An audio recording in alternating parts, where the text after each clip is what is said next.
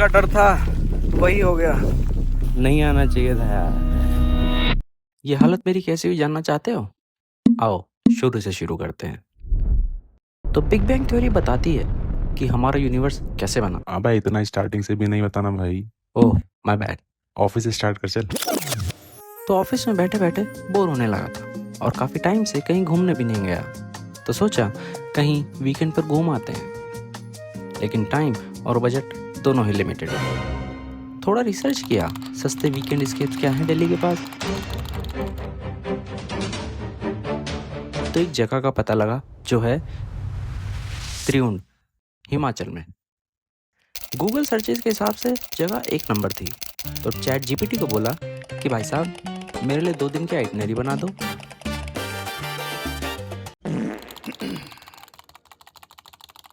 उन्होंने जैसा कहा वैसा कर तो दिया, लेकिन एक चीज बताना भूल गया था मैं कि थोड़ा बजट में बना के दे दो। फिर थोड़ा अच्छे से रिक्वेस्ट करने के बाद और अपनी फाइनेंशियल कंडीशन बताने के बाद उसने मुझे मेरे हिसाब की ट्रिप बना कर दी। तो बस निकल लिया फिर। वेट, उससे पहले थोड़ा प्लानिंग भी ज़रूरी है। सबसे पहला चैलेंज, पहुंचना कैसे है। ट्रेन देखी, वेटिंग 147। बस देखी, फिर प्राइस देखा और अपना टूटता दिल भी देखा। फिर से ट्रेन देखी, क्योंकि ज़रूरी नहीं है ना सीधा जाए, थोड़ा सा घूम कर चलते हैं। और तत्काल में बुक करी टिकट और एक फाइनली कंफर्म सीट मिल गई। हाश, बार ना भूल जाओ, इसलिए ये रहा मेरा बजट काउंटर। और मेरे इस चैलेंज में हेल्प करने आ रहा है मेरा एक दोस्त जो चंडीगढ़ से ज्वाइन करेगा, जिसके साथ हर्षिल घूम के आया था। अगर हर्षिल वाली वीडियो देखनी है तो डिस्क्रिप्शन में लिंक चिपका दिया है, इस वीडियो के बाद देखना, अभी नहीं। थोड़ा मेरा इस वाली वीडियो का स्ट्रगल तो देख लो। अब फाइनली जर्नी स्टार्ट हो चुकी है, सीट भी मिल गई है, मतलब आधी जीत तो यहीं हो गई। लेकिन असली टेस्ट अभी बाकी है। खैर, सुबह 5 बजे मुझे मेरा दोस्त ज्वाइन करेगा और 7-8 बजे हम पहुंचेंगे अंडोरा, हिमाचल प्रदेश। रात में वो मुझे ज्वाइन करता है, फिर हम बातें करते करते सो जाते हैं। अगली सुबह ट्रेन से ही हमें धौलाधार माउंटेन रेंज दिखने लगी थी और लगने लगा था कि सफ़र खूबसूरत होने वाला है। अब स्टेशन पर उतरने के बाद हमें जाना था मैक्लोडगंज। कोई डायरेक्ट कैब बस तो नहीं मिली, लकीली एक भैया मिल गए जो हमें कांगड़ा तक लेकर जाने के लिए रेडी हो गए और बोला कि बस का जो फेयर होगा वो दे देना यार, जो हमें पड़ा 200 पर हेड। कांगड़ा पहुंचने के बाद हमने थोड़ा वेट किया रोडवेज बसेस का। थोड़ी देर बाद एक बस आई जिसमें हम बैठे और पहुंच गए धर्मशाला 70 रुपीज़ में।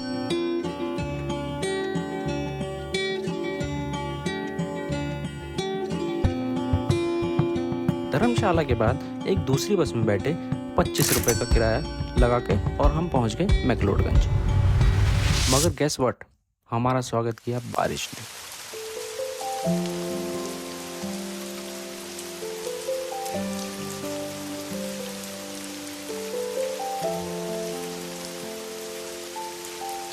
तो बारिश में ट्रक करना कोई समझदारी वाला काम तो था नहीं, और समझदारी और हमारा रिश्ता वैसे ही नहीं था। तो और हाँ, हमने जिस जगह पर लंच किया था पहुंचने के बाद, वहीं पर हमने भैया से पूछा कि हमें ट्रिउन टॉप पर स्टे करना है, वहाँ टेंट मिल जाएगा। उन्होंने कहा हम ही से ले लो। ये तो अच्छी बात हो गई, लेकिन आप अगर पीक सीजन में आते हो तो प्री बुकिंग करवा के ही आना। तो हमने बुकिंग अमाउंट दिया जो हमें पड़ा 800 पर हेड, जिसमें 2 मील्स इंक्लूडेड थी, एक डिनर और एक नेक्स्ट मॉर्निंग ब्रेकफास्ट। नज़ारों का मज़ा लेते हुए हम निकल गए अपनी जर्नी को कंटिन्यू करने। और हाँ, अगर आप इस ट्रैक पर आते हो तो अपने साथ खाने पीने की चीज़ें ज़रूर लेकर आना, क्योंकि यहाँ पर प्राइस हर एक चीज़ का डबल है।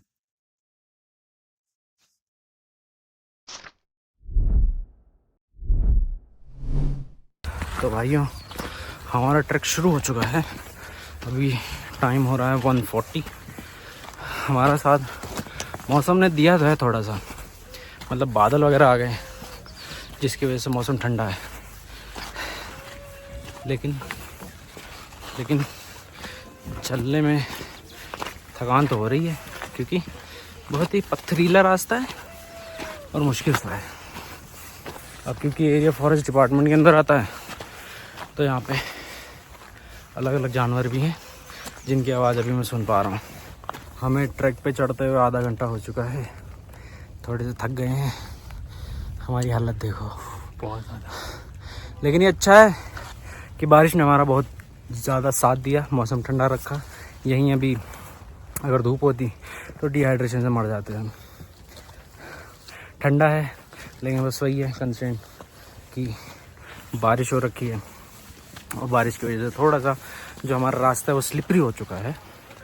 मेरे साथ जो मेरा दोस्त है उसने तो स्टिक ले रखी है लेकिन मैंने नहीं ले रखी है। मैं अपने आप को एक अलग लेवल पे चैलेंज कर रहा हूँ। मुझे लगता है कि मैं चढ़ तो पाऊँगा धीरे धीरे सही, लेकिन चढ़ूँगा ज़रूर। और रास्ता मज़ेदार है। बस ये है कि पूरा रास्ता बहुत ही ज़्यादा स्टीप है, बहुत ही ज़्यादा नहीं मतलब ठीक ठाक स्टीप है क्योंकि स्टेप वाइज रास्ता बना हुआ है और हर जगह पत्थर है। पत्थर अच्छा है, पत्थर भी। अगर मिट्टी होती और जिस मौसम में हम आए हैं तो उस मौसम में तो काफ़ी ज़्यादा हालत ख़राब हो जाती।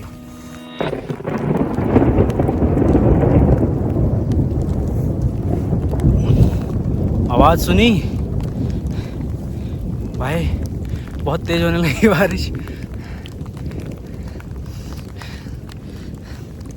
कितनी दूर तक आवाज़ आ रही है पता नहीं, इस पर रिकॉर्ड हुई नहीं हुई।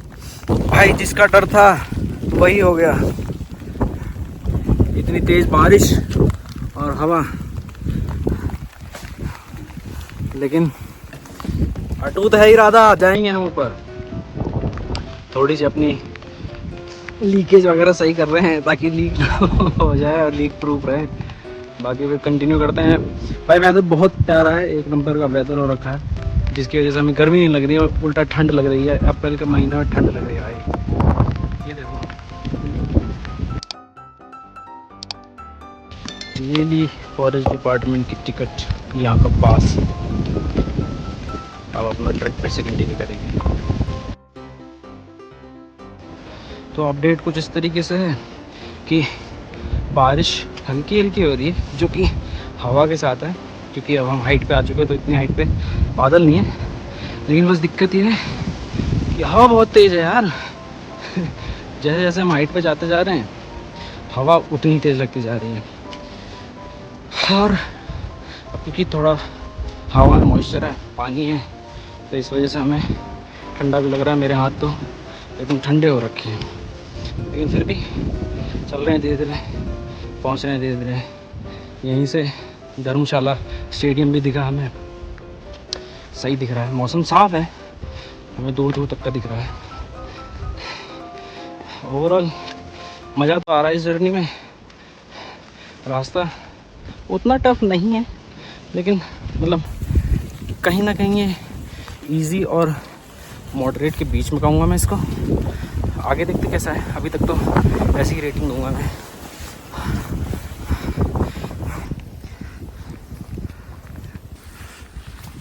पूरा रास्ता ऐसे ही पत्थरों वाला है, संभल संभल के पैर रखना पड़ रहा है क्योंकि थोड़ा सा स्लिपरी भी है और इस पत्थर में फिसलते ज़रूर हैं।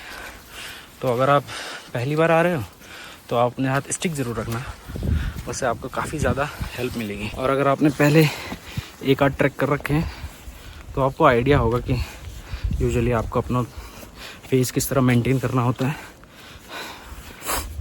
सबको अपनी बॉडी का कैलिबर पता होता है। ज़्यादा पुश नहीं करना है, ना ही ज़्यादा रिलैक्स करना है, वरना आप किसी एक स्टेट में आ जाओगे। अगर पुश कर रहे हो तो बहुत जल्दी थक जाओगे, अगर रिलैक्स कर रहे हो तो पहले तो आप टाइम वेस्ट कर रहे हो और साथ ही साथ अपनी बॉडी को एकदम ज़ीरो से वापस आप वार्म अप करोगे, जिसमें आपकी थोड़ा सा एक्स्ट्रा एनर्जी चाहिए। तो छोटे छोटे स्टेप्स और धीरे धीरे अपनी मंजिल की ओर बढ़ते हुए आप इस ट्रैक को बहुत आसानी से कंप्लीट कर सकते हो।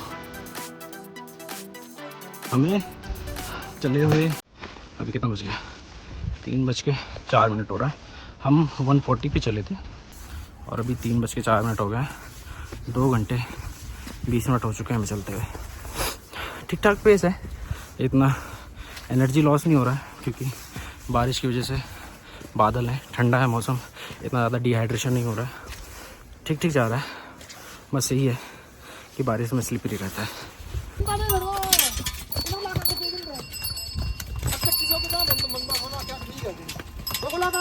यहाँ पे सामान इनके थ्रू पहुँचाया जाता है ऊपर।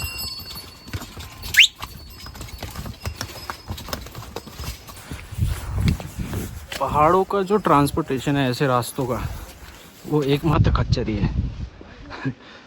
इन्हीं में सामान ऊपर पहुंचाया जाता है, नीचे लाया जाता है, जो भी जरूरी है।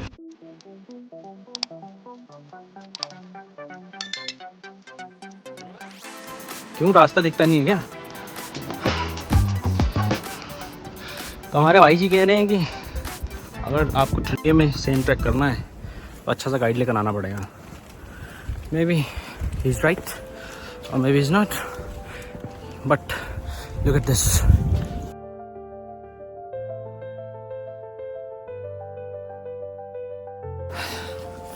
तो अब अपडेट कुछ इस प्रकार है कि मौसम थोड़ा साफ सा तो लग रहा है।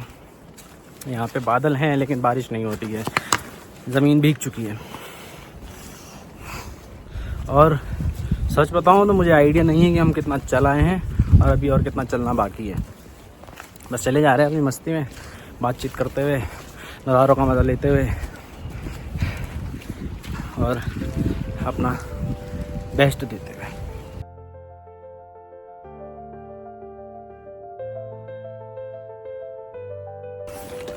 जितना भी रास्ता अभी तक कवर करा है सारा पत्थरों से भरा था। बीच बीच में कुछ पैच ऐसे हैं जहाँ पे आपको मिट्टी दिखेगी, वरना सारे तो पत्थर वाला रास्ता ही है, सारा पत्थर वाला रास्ता है। तो अगर आप किसी भी मौसम में आते हो तो प्रेफर करना कि ट्रैकिंग के शूज़ पहनना। अब हम बारिश के मौसम में आए तो ट्रैकिंग वाले शूज़ पहन कर आए थे, जो कि मैं यूजुअली हर ट्रैक में पहनता हूँ। इस ट्रैक में भी पहन के आया हूँ, अभी तक सही चल रहे हैं, बारिश में भी काम आए हैं।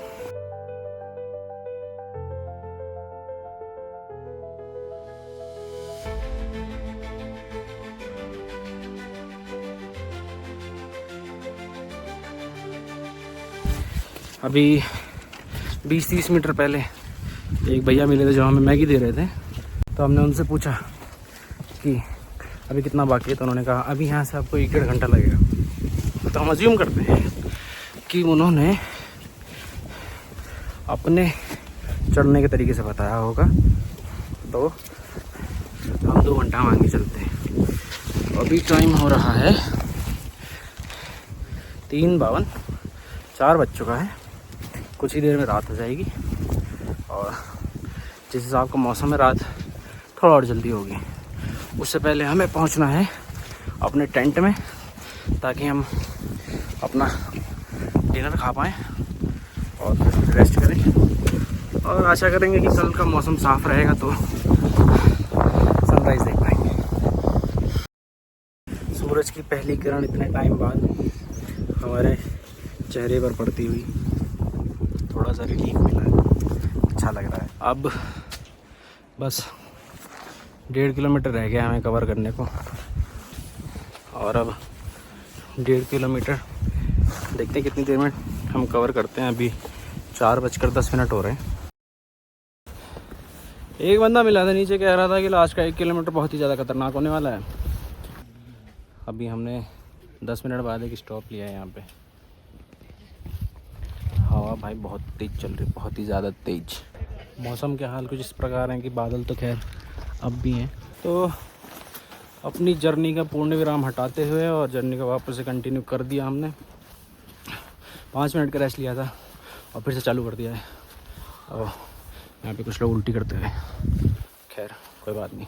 अब यहाँ से रह गया 1 किलोमीटर और हम 500 मीटर चलाएँ 20 मिनट में।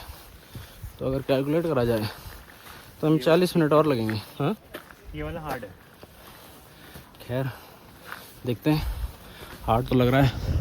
यहाँ पे सब स्पंज बाब और डोरेमोन जैसे दिख रहे हैं, नीले पीले। देखो भाई यहाँ पे मौसम तो ऐसे बदलता है जैसे गिरगिट हो। अभी थोड़ी देर पहले तक बस हवा थी, उससे पहले धूप थी, उससे पहले बादल था, और अब ना धूप है बस हवा है, और साथ साथ कॉम्प्लीमेंट्री पानी है। बहुत तेज़ तो नहीं है लेकिन धीरे धीरे हो ज़रूर रही है। ये 500 मीटर बाकी है और 4:50 हो रहा है। हमने फिर 500 मीटर 20 मिनट में करा है ना शायद, हाँ शायद 20 मिनट में करा है। वो सब तो ठीक है, बारिश हवा ये तो ठीक था। ये हमें ओले क्यों दिख रहे हैं, ओले पड़ रहे हैं छोटे छोटे, तो इसका क्या मतलब है? रात में बहुत ज़्यादा ठंडा होने वाला है, और अगर हमें प्रॉपर रज़ाई कंबल नहीं मिला तो सर्वाइवल गेम बन जाएगा ये। फिर एक अरसे बाद सूरज की किरण दिखी और उस किरण से हमें बहुत ज़्यादा राहत मिली। थोड़ा रास्ता मुश्किल तो है लेकिन कर लेंगे, जैसे तैसे कर ही लेंगे।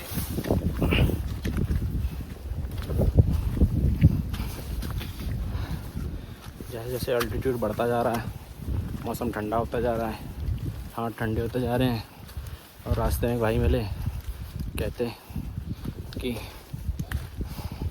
ऊपर टेंट लगाने का फ़ायदा नहीं है, उड़ जाएगा। और हम ऑलरेडी पे करके आ चुके हैं, शाम हो चुकी है, वापस जा नहीं सकते, तो ऑप्शन नहीं बचा भाई। तो भाई जब भी आओ पहाड़ों में अपना इलेक्ट्रॉल और पानी लेकर आओ, इंस्टेंट एनर्जी के लिए आपको हाइड्रेटेड भी रखेगा और ट्रैक को थोड़ा सा आसान बना देता है। 5:34 हो चुका है, एक्सपेक्टेड टाइम से थोड़ा ज़्यादा है, लेकिन हमने छोटा सा ब्रेक लिया, पानी में इलेक्ट्रॉल वगैरह मिला है, so that it will give us some hydration. और हम ट्राई करेंगे कि हमारा लास्ट और फाइनल स्ट्रेच हो, हम एक ही बारी में पूरा कवर कर दें। 150 मीटर अप्रॉक्सीमेटली बचा होगा यहाँ से, हमें जो कैंप है वो दिख रहा है, वहाँ पे लोग दिख रहे हैं। बस जो भाई ने बोला था कि लास्ट का 1-1.5 किलोमीटर थोड़ा सा टफ होगा, एक्चुअली में टफ है।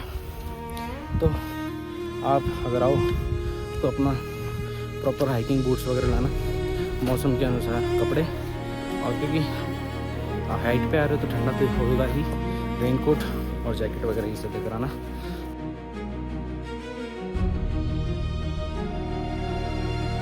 और 4 घंटे के इस कंटिन्यूस हाइक के बाद